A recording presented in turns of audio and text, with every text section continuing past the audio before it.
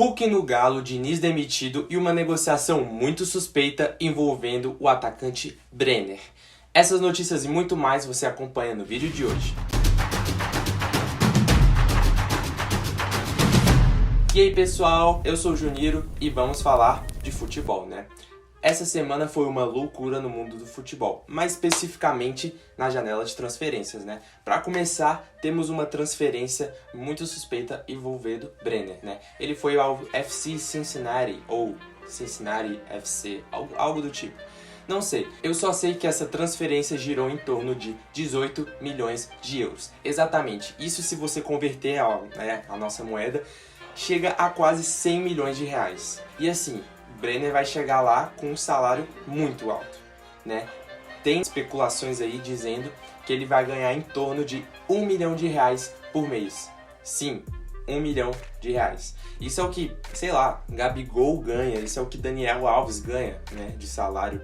E com certeza não é nem perto do que o Brenner ganhava no São Paulo. Só que assim, na MLS, né, tem uma regra de teto salarial. Porque o que acontece? Eles fazem isso para evitar que, sei lá, um bilionário chegue, compra o time e pronto, fica brincando de futebol manager, né, ou de modo carreira, fica, vou comprar. Aí traz um time de estrela e lidera o campeonato por não sei quantos anos, né? Isso tem muito nos Estados Unidos, né, na NBA, na NFL.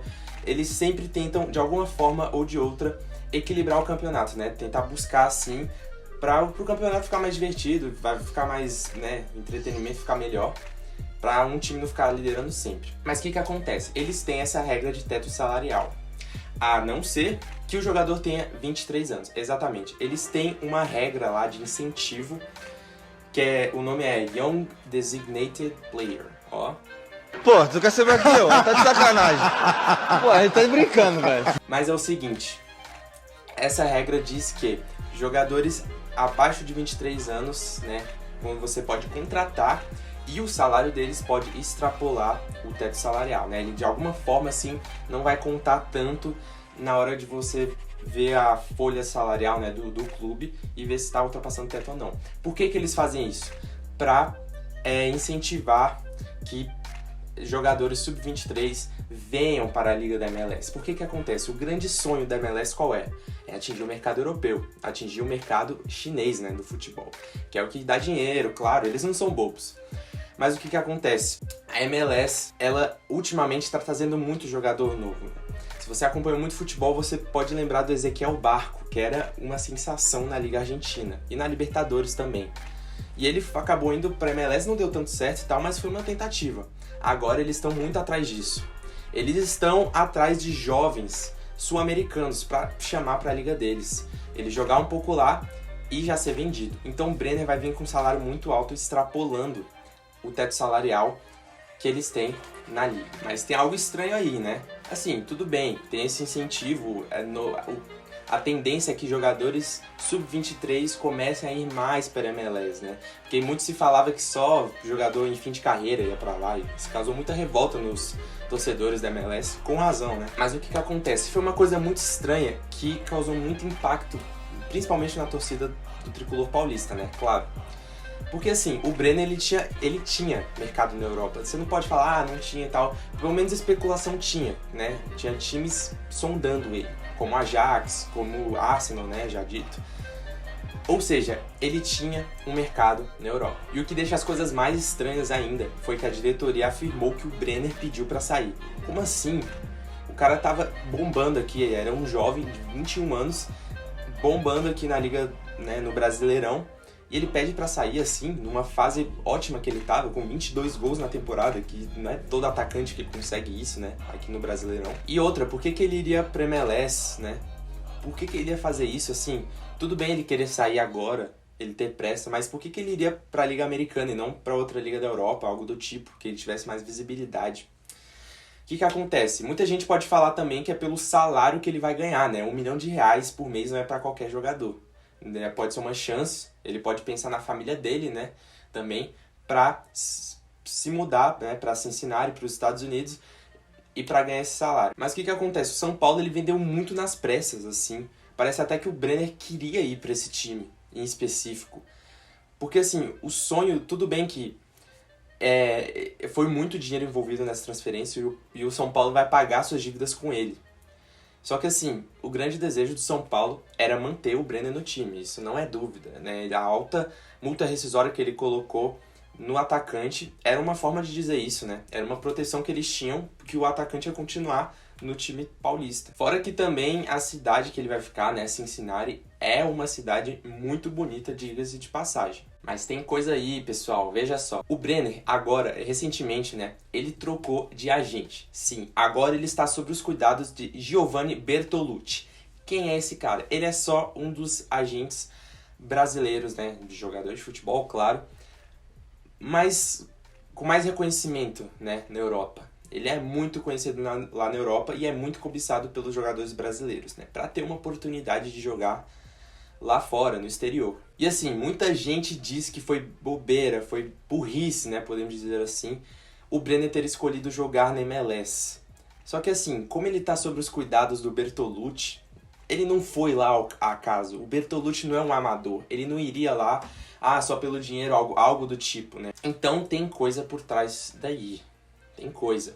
Muitos dizem que o Cincinnati pode ser apenas uma ponte, né? Uma ponte, uma passagem. Ele já pode estar com passagem comprada para sair dos Estados Unidos, exatamente. Pode ser apenas uma ponte para ele ir para outro clube da Europa de uma forma mais rápida, né?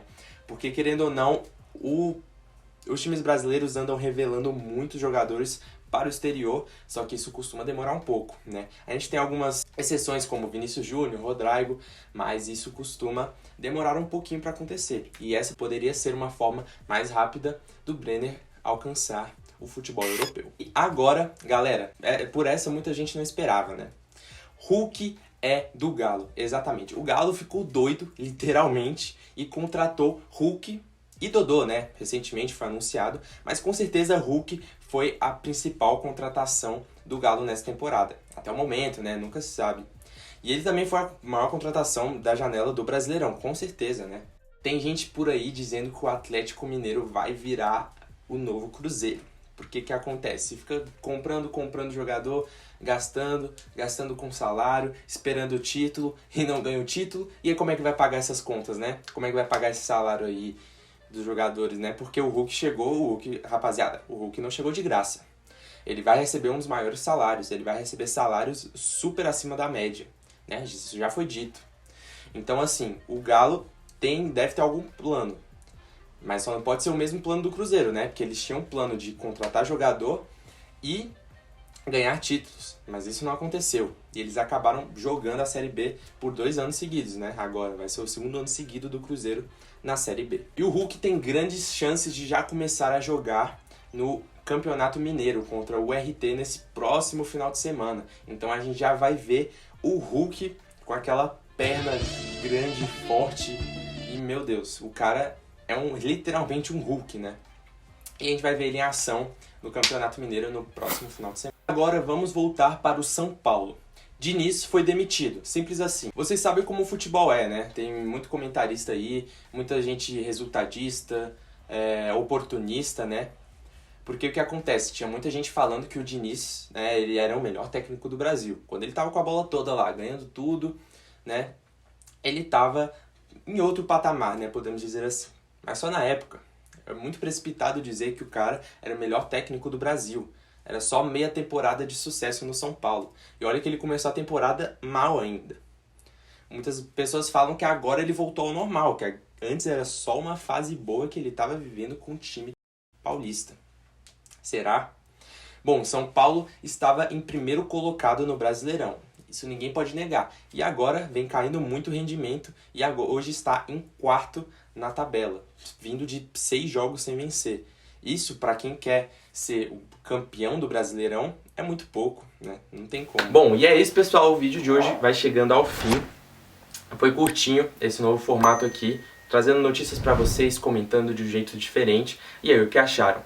Bom, vocês podem me dizer isso clicando no like aqui embaixo, né? Comentando também o que vocês querem ver no próximo vídeo. Querem me falar sobre o Gabigol, se ele vai ter mercado na Europa?